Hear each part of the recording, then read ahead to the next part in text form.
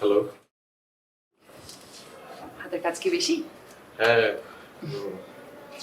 Help লাগবে? না না, আই ক্যান ম্যানেজ। মানে একটু তাড়াতাড়ি শেষ করে এগুলো জমা দিতে হবে আর কি।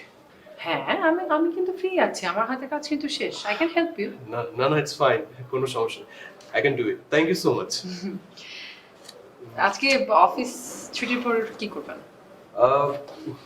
Let's have a coffee. Actually এগুলো শেষ করে তারপরে আমার কিছু কাজ ছিল গতকাল, ওগুলো শেষ করতে পারিনি। ওগুলো শেষ করবো, তারপরে বাসায় যেতে হবে, একটু তাড়া আছে। তাহলে আগামীকাল how about dinner? Dinner? Actually আমার treat. Thank you so much. মানে আমি তো বাইরে খাই না, very sorry. Masud sir. Headquarter থেকে একটি নতুন কেস এসেছে। তাদের নির্দেশনা অনুযায়ী আমাদেরকে এটি খুব গুরুত্বের সাথে হ্যান্ডেল করতে হবে। কিন্তু এই এরিয়াটা যেহেতু অনেক বড় এবং উনি আমাদের এখানে নতুন এসেছেন, তাই আমি চাচ্ছি এই কেসটির ব্যাপারে আপনাকে সহযোগিতা করুন। নিশ্চয়ই স্যার। Rima, yes sir.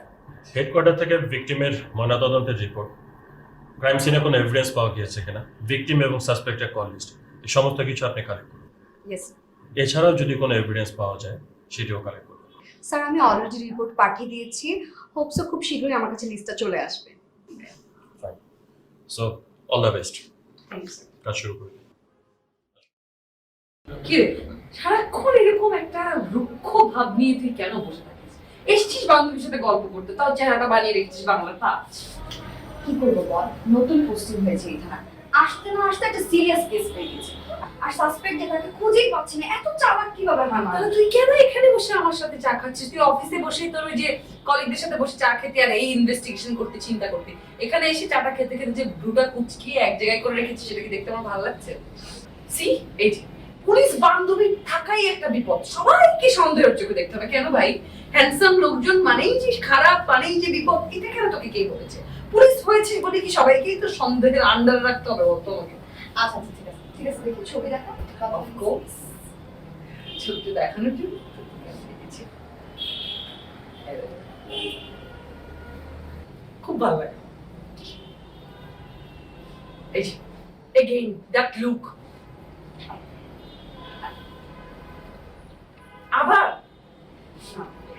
আবার বল কিছু একটা। এই ছেলে খারাপ, এই ছেলের উমুকের মতো একটা ক্রিমিনাল দেখতে, ক্রিমিনালের মতো দেখতে, উমুক তুমুক হ্যান্ডপান, বল কিছু একটা।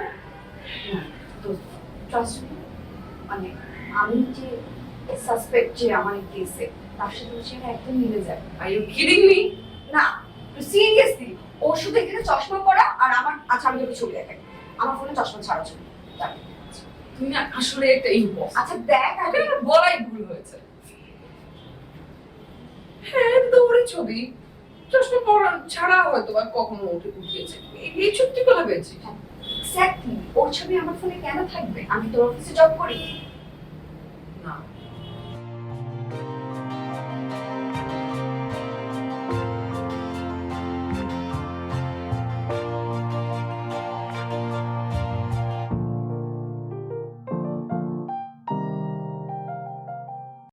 আপনি বোঝেন না?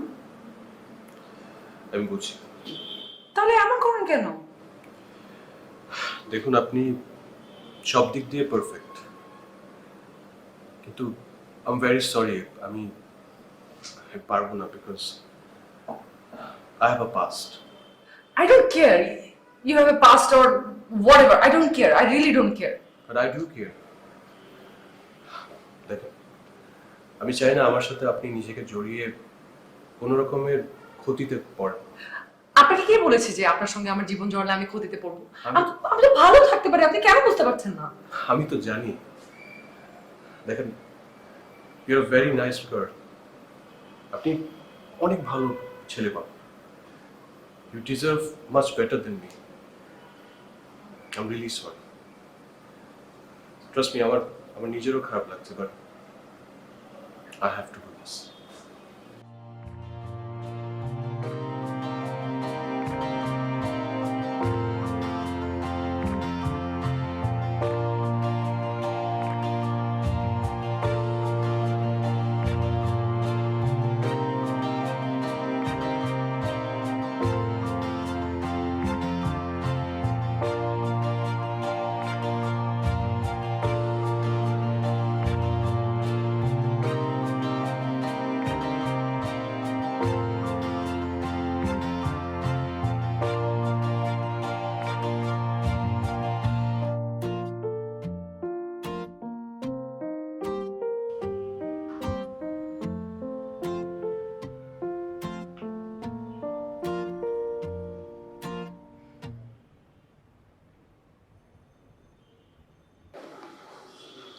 হ্যালো, হ্যালো রিমা, হ্যাঁ বল।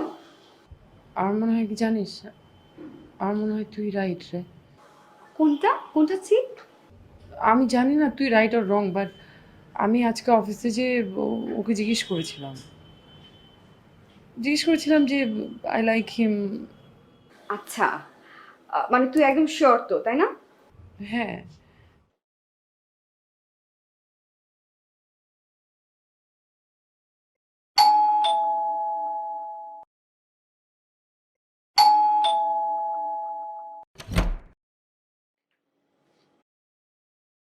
জি, আপনার? আপনি নিলয়? না, এখানে তো নিলয় নামে কেউ থাকে না। আপনার নাম কি? আমি রাফসান চৌধুরী। আপনি নিলয় নাকি রাফসান চৌধুরী সেটা থানায় গেলেই জানা যাবে। চলুন থানায় চলুন। আসো। আসুন।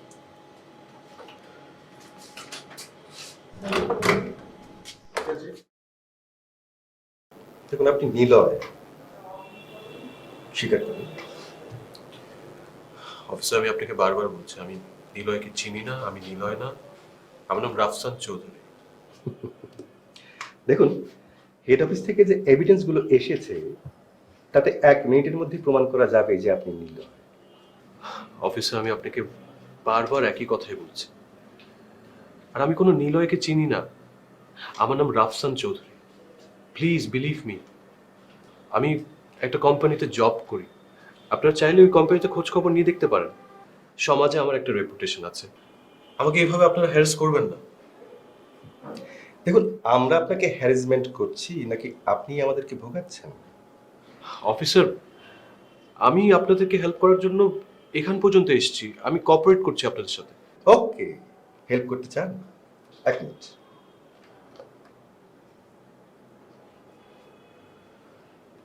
আমার কাছে একটা ছবি আছে, দেখুন তো চিনতে পারেন কিনা।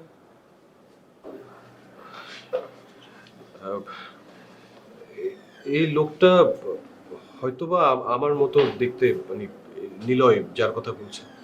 তো অফিসার, এটা এটা আমি না, হয়তোবা আমার মতো দেখতে, কোথাও ভুল হচ্ছে। দেখুন আমরা জানি যে আপনার বাবা মা অসুস্থ এবং তারা খুব বয়স্ক। আপনি কি চান যে আমরা আপনার বাবা মাকে অ্যারেস্ট করি, তারাই এসে প্রমাণ করুক যে আপনি নিলয়? সেসবের মধ্যে আমার বাবা মাকে কেন আনবেন? ওনারা বয়স্ক মানুষ। আমি আমি বলছি তো সত্যি কথা। আমি আমি রাফসান চৌধুরী। এক minute. No no no no no no sir, wait, phone দিবেন, ফোন দিবেন। আমার বাবা মাকে এসবের মধ্যে আনবেন না। আমি আমি বলছি আপনাকে। বেশ, বলুন। আমি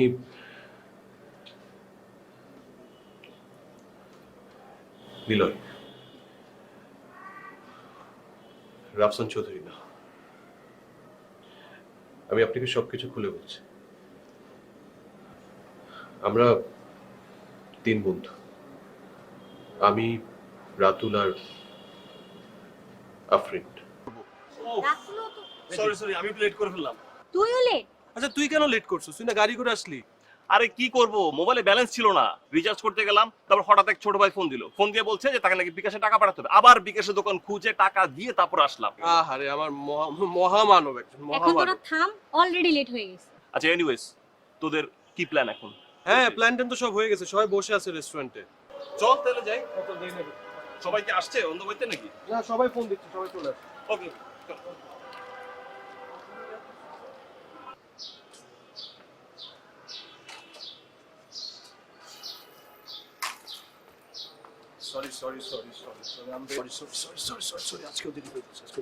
ছাড়ো, সবসময় একই জিনিস ভালো লাগে না।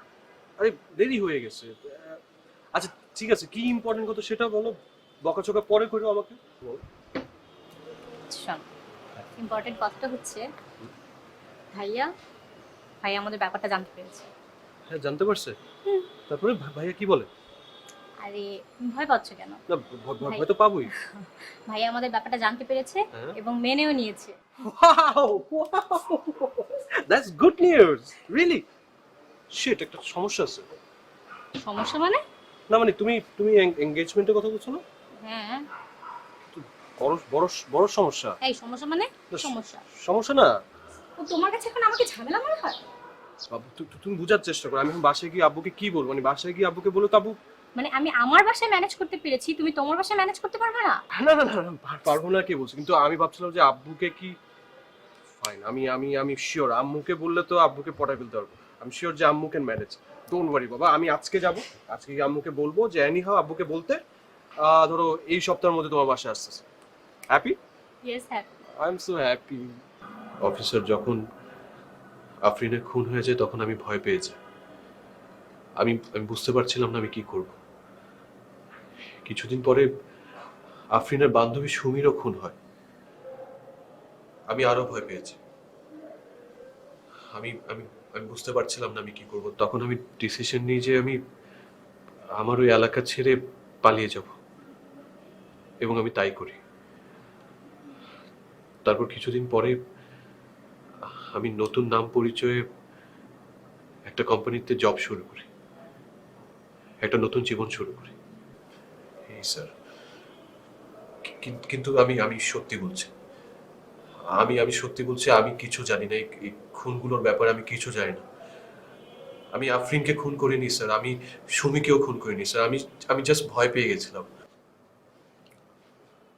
আপনি আমাদের প্রাইম সাসপেক্ট, কাজেই এই মামলার সুরাহা না হওয়া পর্যন্ত আপনাকে আমাদের কাস্টডিতে থাকতে হবে, কেমন? এই ফাইলটা হেডকোয়ার্টার থেকে পাঠানো হয়েছে। সুমি নামের একটি মেয়ে খুন হয়েছে এবং ফাইলের এই ছেলেটিকে সাসপেক্ট হিসেবে ধরা হয়েছে। হেডকোয়ার্টার থেকে আরও ধারণা করছে যে আমাদের থানার আন্ডারে যে এরিয়াগুলো আছে এর মধ্যেই এই ছেলেটির অবস্থান করার চান্সেস সবচেয়ে বেশি, তাই আমাদেরকে বিশেষভাবে তদন্ত করতে বলছে। ওকে, হেডকোয়ার্টার থেকে প্রাথমিক যেসব রিপোর্টগুলো এসছে তার ভিত্তিতে আপনি তদন্ত শুরু করে দিন। কিন্তু আমাদের এরিয়াটি অনেক বড়, সো আমি আপনার সাথে একজন অফিসারকে অ্যাপয়েন্ট করে দিব। He will help you. Okay, yes sir, thank you sir. আসুন। স্যার, আমি সাজ্জাদ। বেশ কিছুদিন আগে আফরিন সুলতানা নামে একটি মেয়ে মার্ডার হয়েছিল, তার বড় ভাই। রাইট, আপনার আফরিন সুলতানা যিনি বনানীতে খুন হয়েছিলেন? জি স্যার, কিন্তু খুনি এখনো শনাক্ত হয়নি। আমি জানি। আচ্ছা, আপনার বোনের সাথে পরিচিত অথবা আপনার বোনের বন্ধু বান্ধব এদের কারোর সাথে কি এখন আপনার যোগাযোগ আছে? না স্যার, তেমন কারোর সাথে আমার যোগাযোগ নেই। তবে আমার বোন খুন হওয়ার সময় যে সাথে ছিল সে মাঝে মাঝে আমার সঙ্গে যোগাযোগ রাখে। আপনি কি জানেন আপনার বোন খুন হওয়ার ঠিক কিছুদিনের মধ্যেই সুমি নামের একটি মেয়ে খুন হয়? বলেন কি স্যার? এমন কিছু তো আমি জানি না। আমাকে শুধু থানা থেকে বলা হলো আমি যেন জরুরি ভিত্তিতে আপনার সঙ্গে দেখা করি, কিন্তু খুনের ব্যাপারে তো কিছু বলেনি স্যার। আপনার বোনের সাথে সুমি নামের মেয়েটার খুব ঘনিষ্ঠ সম্পর্ক ছিল, যদিও আপনার বোনের খুনের ব্যাপারে সে তেমন কোনো তথ্যই আমাদেরকে দিতে পারে। কিন্তু সে সময় একজনকে সন্দেহ করা হয়েছিল, আর আমার বোনের খুনের প্রত্যক্ষদর্শী রাতুলু বারবার তার কথাই বলছিল। দেখুন, সবার জবানবন্দি অনুযায়ী ওই ছেলের সাথে আপনার বোনের সম্পর্ক ছিল। মিস লিমা, নতুন হয়েও আপনি খুব জলদি এই সাসপেক্টকে গ্রেফতার করতে পেরেছেন, সাধুবাদ আপনাকে। থ্যাংক ইউ স্যার, কিন্তু আসামি তো কোনোভাবেই স্বীকার করছে না যে সে খুনের সাথে জড়িত। মাসুদ, আপনি কি আপনার মতো করে ট্রাই করেছিলেন? জি স্যার, আমি আমার মতো করে নানাভাবে চেষ্টা করেছি, কিন্তু ওর মুখ থেকে কোনো স্বীকারোক্তি আদায় করতে পারি। তবে স্যার, আসামি স্বীকার করছে যে ওর সাথে নাবিলার একটা রিলেশন ছিল, কিন্তু ও কোনোভাবেই জানে না যে সুমি খুন হয়েছে। তাহলে এতদিন সে পালিয়েছিল কেন? স্যার, আমার মনে হয় ভয়, কারণ নাবিলার সাথে ওর এঙ্গেজমেন্টটাও পিছাতে চাচ্ছিল, আর ওর পরিবারের সকলেই যেহেতু নাবিলা মরার পর ওকে সন্দেহ করা শুরু করলো, এই ভয়ে ও পালিয়ে গেছে। দেখুন, খুন হয়েছে তার মানে সেটার কোনো না কোনো ক্লু অবশ্যই আছে, আমরাই কিছু মিস করছি। সো আমি বলবো আপনাদের কাছে যে প্রমাণগুলো আছে, যেগুলো আমরা হেডকোয়ার্টার থেকে এবং থানা থেকে কালেক্ট করেছি, এগুলোকে আরেকবার রিচেক করেন, বারবার দেখেন, আমরা কোনো না কোনো অ্যাঙ্গেল মিস করছি। জি, আই এম ভেরি শিওর ওই অ্যাঙ্গেলটি পেয়ে গেলে আমরা এই সমস্যার সমাধান করতে পারবো। Okay sir. Okay, keep me updated. Thank you sir.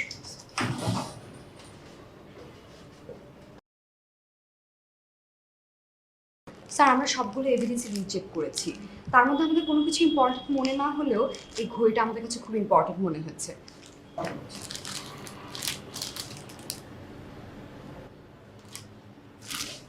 এটি তো খুব দামি এবং ব্র্যান্ডের একটি ঘড়ি। আই থিঙ্ক বাংলাদেশে এই ঘড়ির শোরুম খুব বেশি একটা নেই। সাসপেক্ট যদি এই ঘড়িটি বাংলাদেশ থেকে কিনে থাকে এবং আমরা যদি সেই শোরুমগুলোর সাথে যোগাযোগ করি, আই থিঙ্ক সেখান থেকে আমরা কাস্টমারের নাম, নাম্বার এবং ঠিকানা পেয়ে যাব। নিশ্চয়ই স্যার। লিমা, আপনি খুবই জলদি এই ঠিকানাটা বের করুন।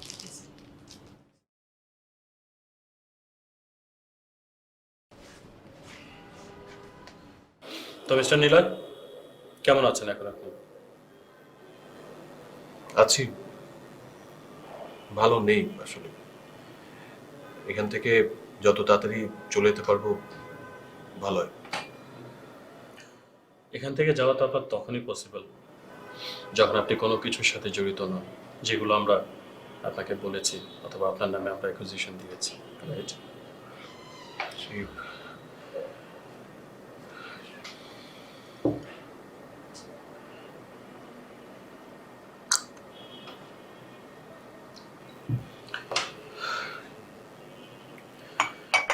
এরকম পরিস্থিতিতে গলা শুকানোটা খুবই স্বাভাবিক। যাই হোক, আপনার সাথে কাজের কথায় আসতে চাই। এই ঘড়িটা চিনেন কিনা একটু দেখুন। অফিসার, আমাকে কেন এগুলো দেখাচ্ছেন? আমি আমি আমি ঘড়ি চিনি না। একটু ভালোভাবে দেখুন।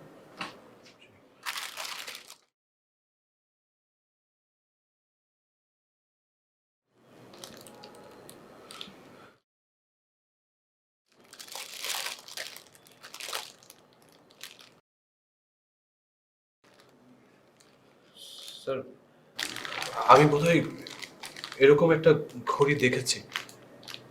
কার হাতে দেখেছেন? আমার আমার বন্ধু রাতুলের হাতে দেখেছি। আমি আমি আমি ঠিক মানে শিওর না, কিন্তু আমার মনে হচ্ছে রাতুল এরকম একটা ঘড়ি পরত। রাতুল বলতে আপনি বোঝাচ্ছেন আপনাদের যে 3 বন্ধু, সেই 3 বন্ধুর একজন রাতুল? আমার বন্ধু রাতুল, আমরা 3 বন্ধু, আমরা ক্লোজ ছিলাম। রাতুলের হাতে আমি এই ঘড়িটা দেখেছি।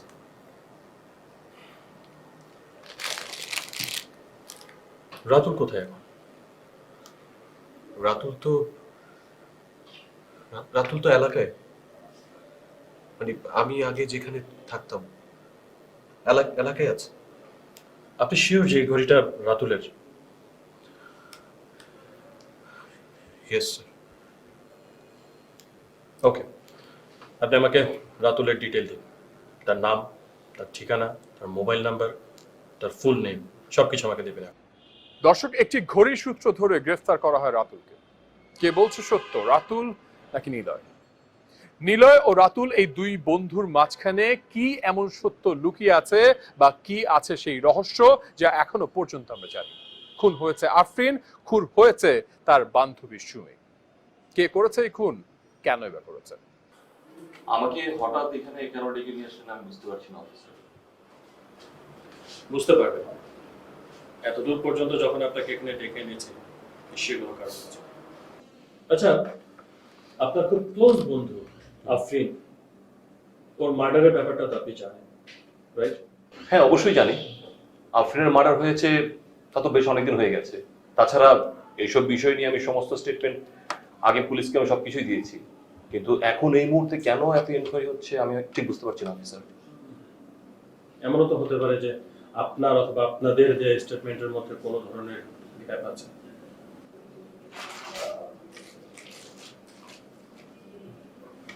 ঘড়িটাকে আপনি চেনেন?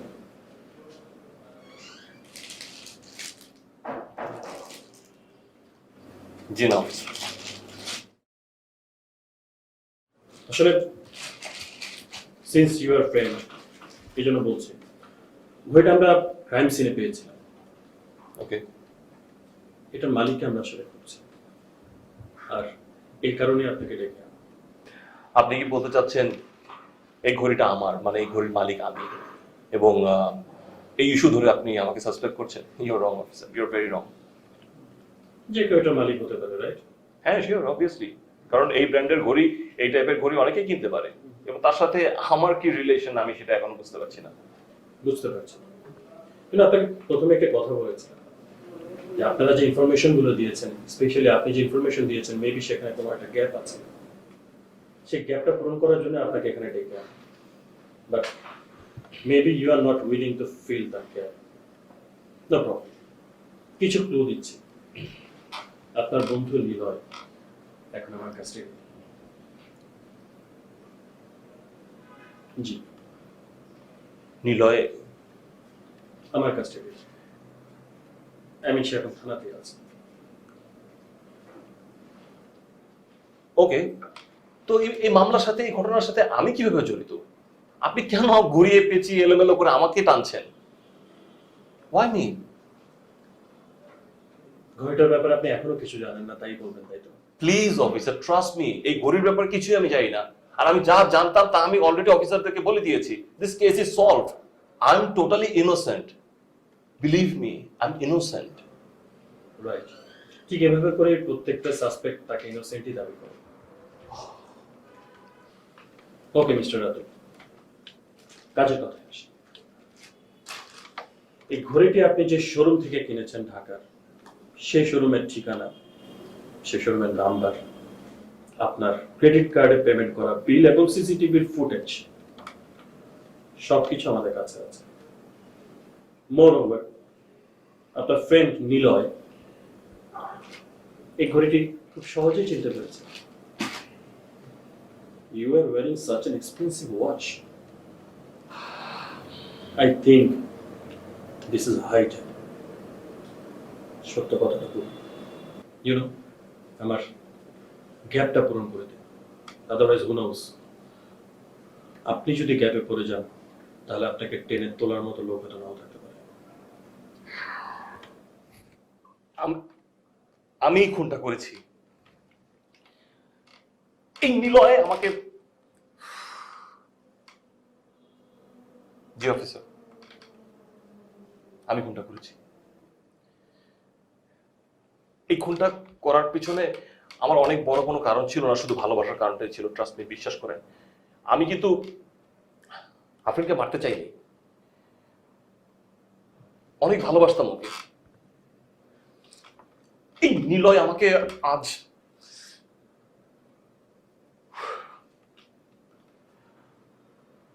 ওকে অফিসার, আমি সব সত্যি সত্যি বলছি।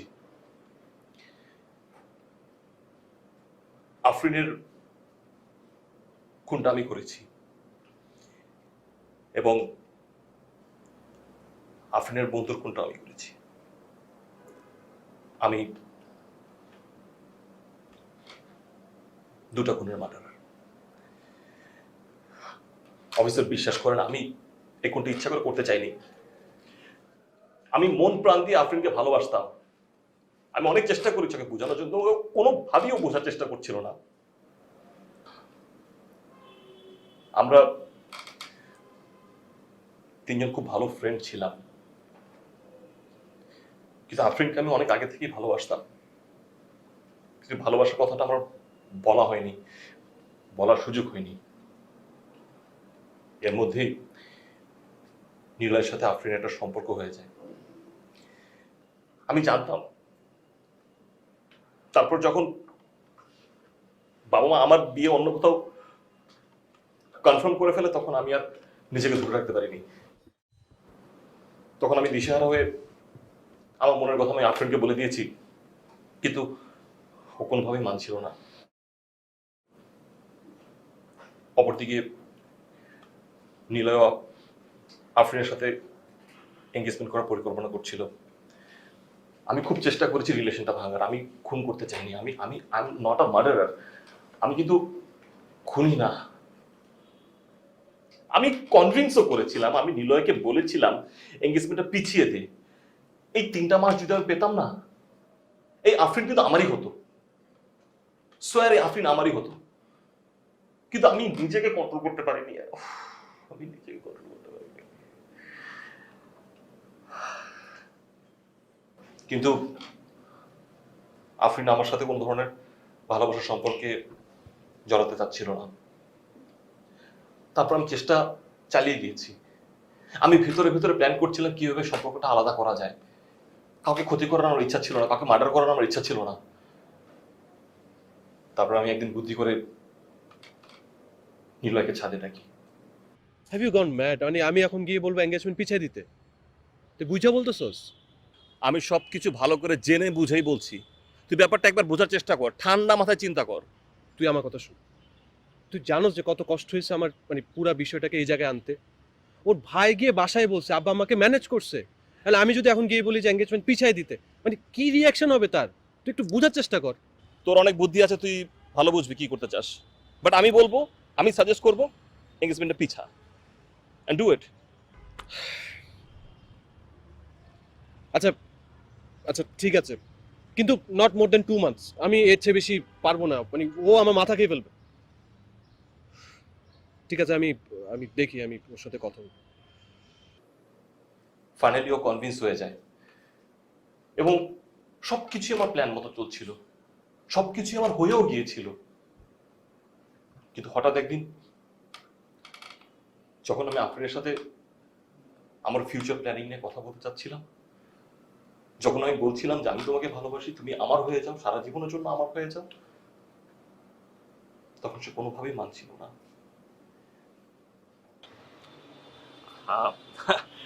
মানে পছন্দ করি বলতে, আমি তো তোকে অনেকদিন যাবত চিনি, একসাথে আছি, ঘুরি, মজা করি, তোকে ভালো লাগে, পছন্দ করি। আর আমার এই পছন্দটা আসলে কোনো সাধারণ পছন্দ না। কি কতক্ষণ যাবত আমতা আমতা করতেছিস, কি বলতেছিস পেঁচে ঘুরে, আমি কিচ্ছু বুঝতেছি না। আমি তোকে ভালোবাসি। ভালোবাসি মানে? অবাক হচ্ছিস কারণ আমি তাকে কখনো বলিনি।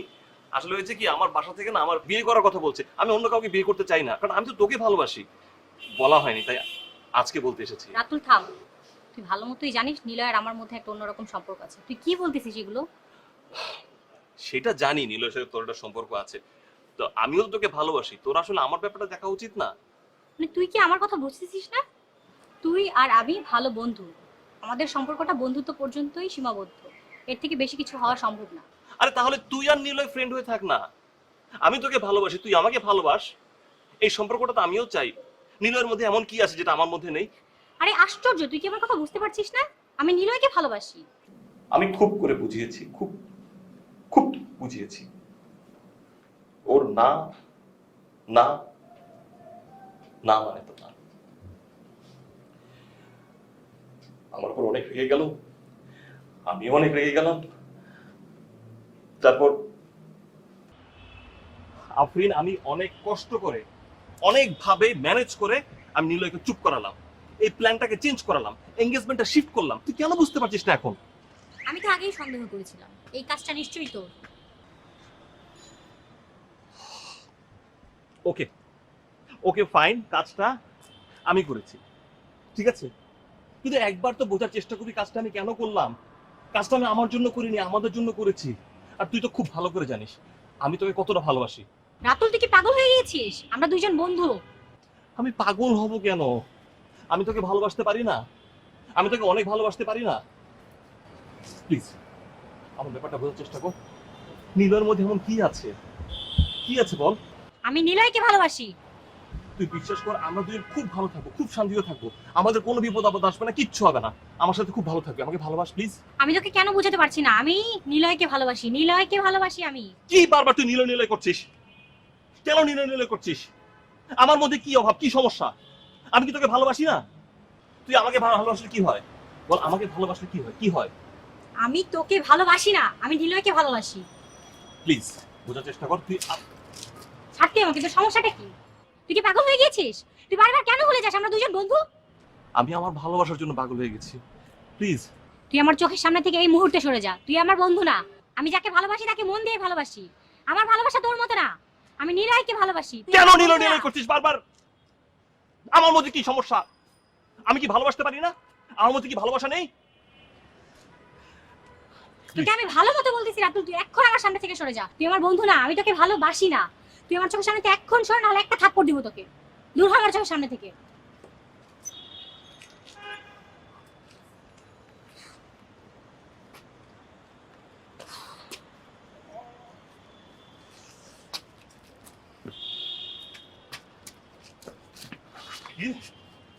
তুই ভালোবাসবি না?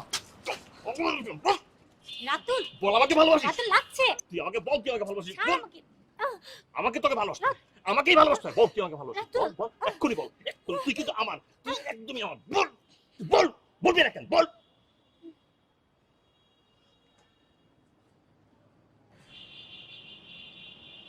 আফরিন,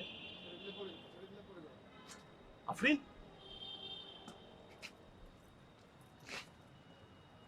আফরিন, বিশ্বাস করুন, আমি ওকে খুন করতে চাইনি। ওকে আমি অসম্ভব ভালোবাসি। ওকে খুন করার পর আমি কিন্তু নিজেও কেঁদেছি, সেটা কেউ দেখেনি। সেটা বলারও কোনো জায়গা ছিল না। আমি কোনো মতে ওকে ফেলে পালিয়ে যাই। হঠাৎ সুমির সাথে আমার দেখা। আপনি তুমি এখানে? আপনি এখানে?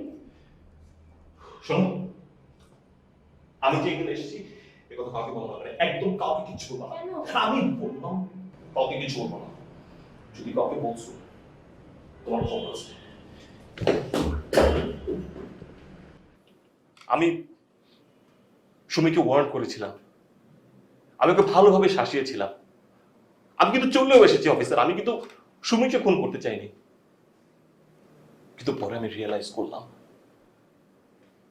ওই একমাত্র উইটনেস যে নাকি আমাকে ফাঁসাতে পারে। আমি তো ওই মার্ডারটা করতে চাইনি, আমি তো জেল হাজত চাইনি, আমি তো ভালোবাসা চেয়েছি, আমি তো ভালোবাসা পাইনি। আমার অপরাধটা কোথায়? পরে নিজে বাঁচার জন্য আমি আরেকটা মার্ডারের প্ল্যান করলাম।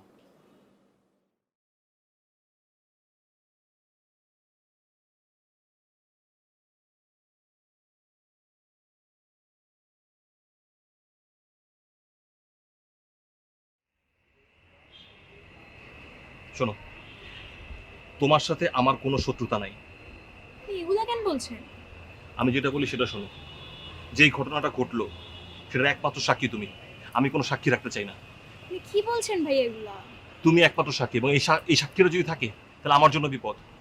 আমার জেলে যেতে হবে, কি বলতেছেন? আমাকে বাঁচতে হবে, এবং আমাকে বাঁচার জন্য আমার কিচ্ছু করার নাই। এগুলা কি করতেছে?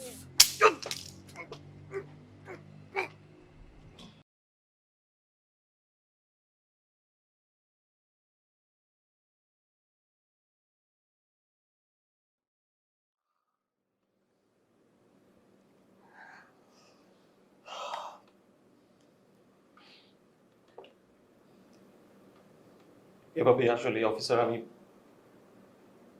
দুটা খুন করে ফেলেছি। নিলয়কে কিভাবে ফাঁসাবেন? আমি খুব চিন্তা করে দেখলাম এই মার্ডার কেসে আমার বাঁচার শুধু একটাই উপায় আছে, যদি আমি নিলয়কে ফাঁসাতে পারি। তারপর আমি প্ল্যান করলাম, আশেপাশে সবাইকে জানালাম ওদের সম্পর্কের কথা, এবং এটাও জানালাম ওদের সম্পর্ক ভালো যাচ্ছিল না। যে কোনো সময় ওদের মধ্যে একটা সেপারেশন, একটা দুর্ঘটনা হতে পারে। আমি কিন্তু সবাইকে ম্যানেজ করে ফেলেছি, সবাই আমার কথা কিন্তু কনভিন্সও হয়েছে, এমনকি আফরিনের ভাইও। আর নিলয় এভাবে পালিয়ে যাওয়াতে পুরো বিষয়টা আসলে আমার ফেভারে চলে এসেছিল, আর আমি এটারই সুযোগ নিয়েছি। পুলিশ অফিসারদের আমার মতো করে সাজিয়ে স্টেটমেন্ট দিয়েছি, এবং আমি ভেবেছি এই কেসটা ডিসমিসড। আপনার এই পুরো বিবরণীতে আপনি দুটি কথা বারবার উচ্চারণ করেছেন, ভালোবাসি আর খুব করতে চাই। যদি ভালোই বাসতেন তাহলে খুনটা কিভাবে করতে পারতেন? ভালোবাসা, যাকে ভালোবাসেন তাকে কখনো খুন করা যায় না। যে জঘন্য অপরাধ আপনি করেছেন তার শাস্তি আপনি অবশ্যই পাবেন। আমাদের দেশের আইন আপনাকে সে শাস্তি দেবে। এখন শুধুই অপেক্ষা।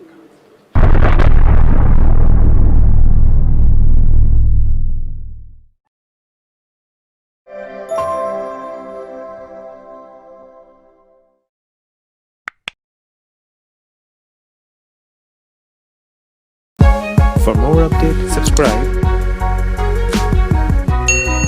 press the bell icon on YouTube app and never miss another update.